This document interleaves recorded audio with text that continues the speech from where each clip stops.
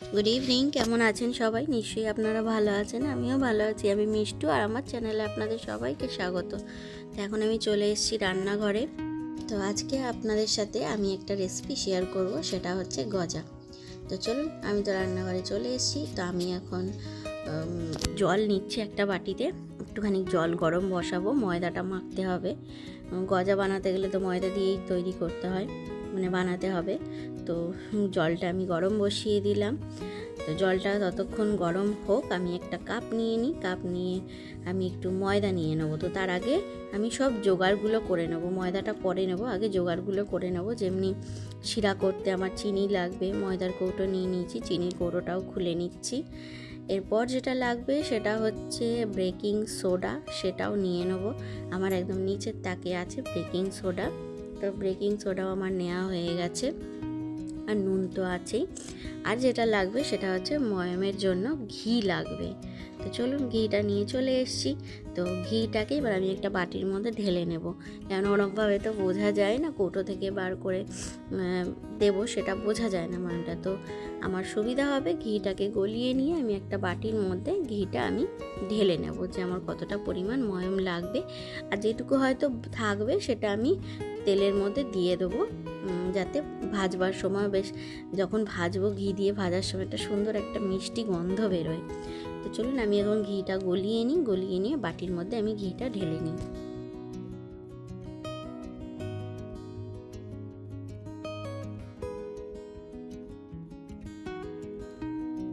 তো এখন যেটা করব আমি, সেটা হচ্ছে চিনির শিরা করব। প্রথমে 1 কাপ চিনি নিয়ে নেব।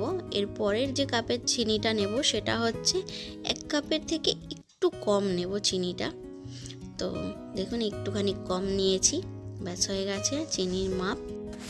গ্যাসের ওপরে বাটিটা আমি বসিয়ে দিয়েছি, গ্যাসটা আস্তে করে দিলাম। আর এই কাপেরই 2 কাপ আমি জল দিয়ে দেবো, মেপে একদম। তাহলে মাপটা ঠিকঠাক পাওয়া যায়, মানে শিরাটা তাহলে খুব একটা জলও হবে না, মানে পাতলাও হবে না, আর বেশিক্ষণ গ্যাস পুড়িয়েও আমাকে ফোটাতে হবে না। তো দেখুন, আমি যে কাপে আমি চিনি নিয়েছি সেই কাপেরই আমি 2 কাপ কিন্তু জল নিয়ে নিলাম। ব্যাস, এবার শিরাটা আমার হতে থাকুক, আস্তে আস্তে চিনিটাও মেল্ট হয়ে যাবে। এবার যেটা করব সেটা হচ্ছে আমি ময়দাটা মেখে নেব।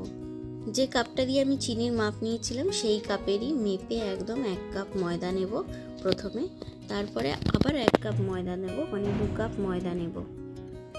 ব্যাস, 2 কাপ ময়দা নেওয়া হয়ে গেছে।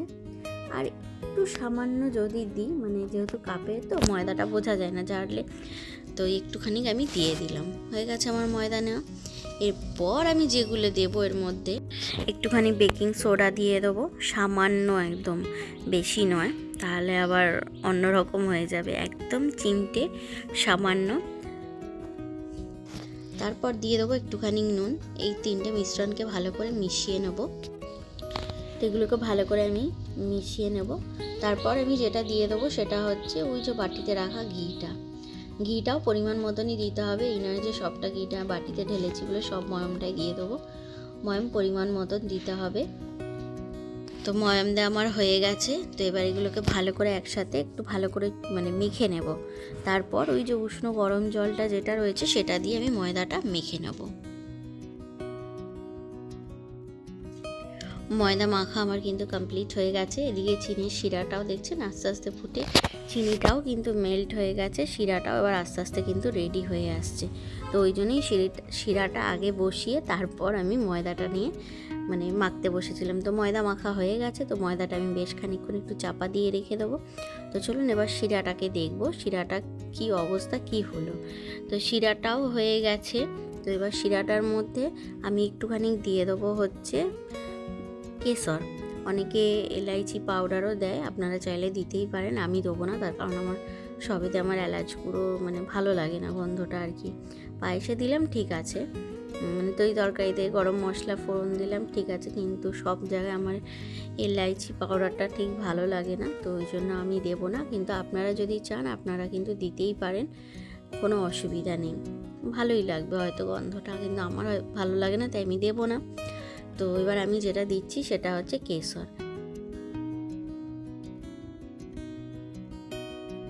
কেশরটা দেওয়ার পর কিন্তু চিনির শিরার মধ্যে কিন্তু হালকা একটা লালচে রং চলে এসছে। আপনারা বুঝতে পারছেন কিনা জানি না, তবে আমি তো সামনে থেকে দেখছি।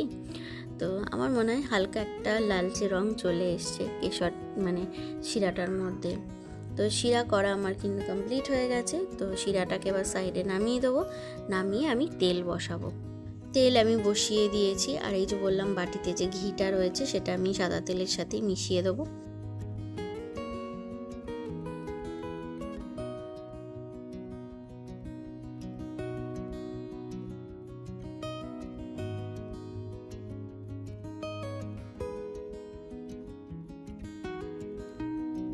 তেল বসানো আমার হয়ে গেছে, তো তেলটা আস্তে আস্তে গরম হোক। তো এবার আমি ময়দাটাকে একটুখানি বেলে নেব। আগে ময়দাটাকে একটু গোল করে সেট করে নেব, দিয়ে তারপরে বেলে নেব। বেলে আমি এটাকে বেশ করে একটু বেলে নেব পাতলা করে, দিয়ে তারপরে এটাকে আমি ছুরি দিয়ে কাটবো। কেটে এটাকে ভাঁজ করে দেবো। ভাঁজ করে এটাকে ভালো করে জোড়া লাগিয়ে নেবো, তাহলে গজার ভেতরে মানে একটা মানে পাট পাট পাট পাট একটা সেই জিনিসটা আসবে আর কি। তো এটাকে কাটবো আর কেটে আমি জুড়ে নেবো। এটা যদি আপনারা মানে যদি চান তাহলে 3-4 বার করতেই পারেন, কোনো অসুবিধা নেই। তবে আমি বেশি করব না, আমি এই 2 বার করে নিলাম। তো এবার এটাকে চারিদিকটা আমি ভালো করে হাতে করে এমনি করে প্রেস করে মুড়ে দেবো, দিয়ে তারপরে এটাকে বেলবো।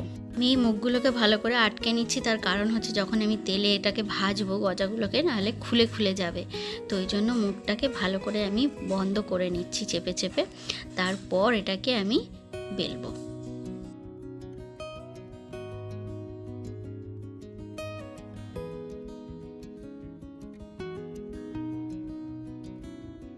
এবার যে বেলবো, এবার কিন্তু খুব পাতলা করব না, আর খুব একদম মোটাও রাখবো না, মিডিয়াম সাইজটা রাখবো। দিয়ে তারপরে বেলে নিয়ে ছুরি দিয়ে বেলা আমার হয়ে গেছে প্রায়। দেখতেই পাচ্ছেন সাইডগুলোকে কোনাগুলোকে এরম মানে হাতে করে করে একটু ঠিক করে দিচ্ছি। যেদিকটা পাতলা আছে সেদিকটা টেপ মানে ঠেসে দিচ্ছি এমনি করে, আর যেদিকটা মোটা আছে সেটা বেলনি দিয়ে বেলে দিচ্ছি। তো এরমভাবে বেলে নিয়ে তারপর ছুরি দিয়ে কাটবো। তো দেখতেই পাচ্ছেন ময়দার থিকনেসটা একটু মোটা মোটাই রয়েছে। তো এবার ছুরি দিয়ে আমি এটাকে কাটবো। আমি চৌকো চৌকো করেই করব, আপনারা চাইলে এটাকে রোল করে নিয়ে গোল গোল করেও আপনারা কেটে নিতে পারেন। মানে যে যেরকম চাইবে শেপ দিতেই পারে, মানে মানে এক ধরনেরই যে শেপ দিতে হবে সেটার কোনো মানে নেই। আমি আমার মতন করে দিলাম আর কি। তো চলুন এবার আমি সব গজাগুলোকে কেটে নিই।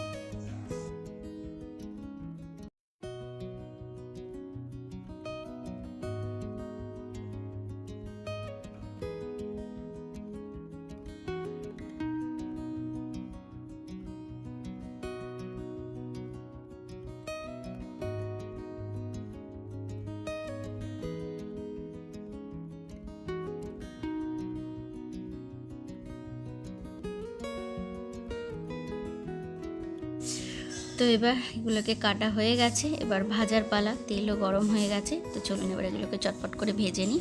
ভেজে নিয়ে রসের মধ্যে চুবিয়ে দেবো।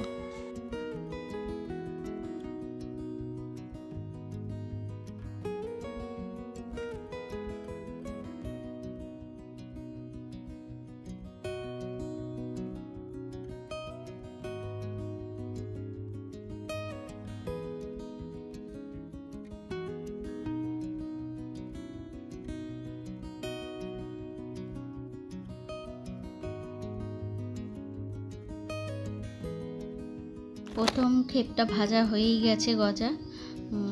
তো এবার আর বাকি আছে অল্প কটা গজা বাকি আছে, ওইটা ভাজা হয়ে গেলেও ব্যাস, তারপরেই রসের মধ্যে চুবিয়ে দেবো।